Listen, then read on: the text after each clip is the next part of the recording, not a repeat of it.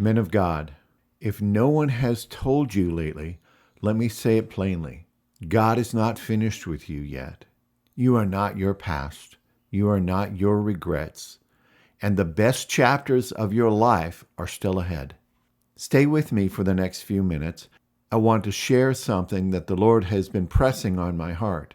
A word for men with some gray in their beard and some miles behind them. Let's look at our default. Every man has a default page.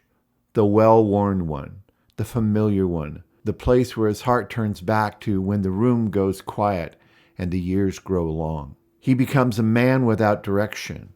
A man without direction will always wander back into his past.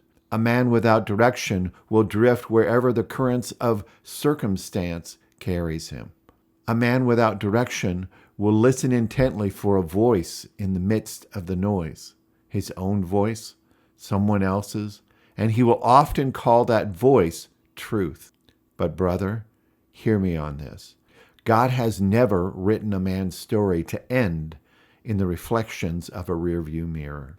To every man, even ones with gray in their beard and miles behind them, God still offers a dream.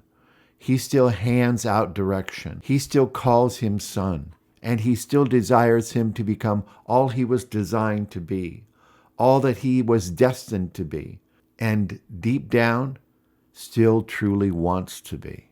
Listen to the promise of the Lord through the prophet Isaiah. Isaiah 46:4.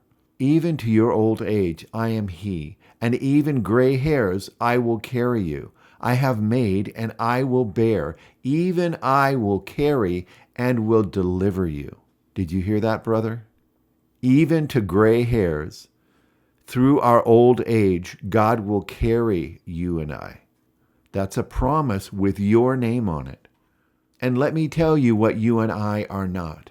We are not defined by the mistakes we have made. We are not defined by the chapters we have not yet written. We are not defined by the versions of ourselves we have not yet revised. We are not defined by the doors we wished we had walked through sooner.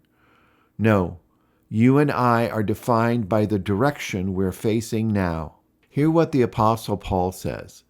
And remember, he wrote this as an older man in chains near the end of his life.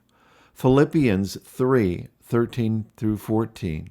Brothers, I do not consider that I have made it my own, but one thing I do, forgetting what lies behind and straining forward to what lies ahead, I press on toward the goal of the prize of the upward call of God in Christ Jesus. The Apostle Paul did not say, I've arrived. He said, I press on. Brothers, that's your invitation today. Press on. And when an older man turns, when he takes hold of a new focus, when he lifts his eyes and sets his feet on a fresh path, that fresh direction begins to define him, not the default that he's come out of. Psalms 92:12 through 14. The righteous shall flourish like a palm tree. He shall grow like a cedar in Lebanon. Those who are planted in the house of the Lord shall flourish in the courts of God. They shall still bear fruit in old age. They shall be fresh and flourishing. Still bearing fruit. Still fresh. Still flourishing. That's God's vision for the older Christian man. Think of Caleb. At 85 years old, he stood in front of Joshua and said, Joshua 14:11 through 12, As yet I am strong this day as on the day that Moses sent me. Just as my strength was then, so is my strength for war, both for going out and coming in. Now therefore, give me this mountain of which the Lord spoke in that day, for you heard in that day how the Anakim were there, and that the cities were great and fortified. It may be that the Lord will be with me, and I shall be able to drive them out, as the Lord said. Brother, What is your mountain? It's not too late to ask the Lord for it. Please focus on something with me.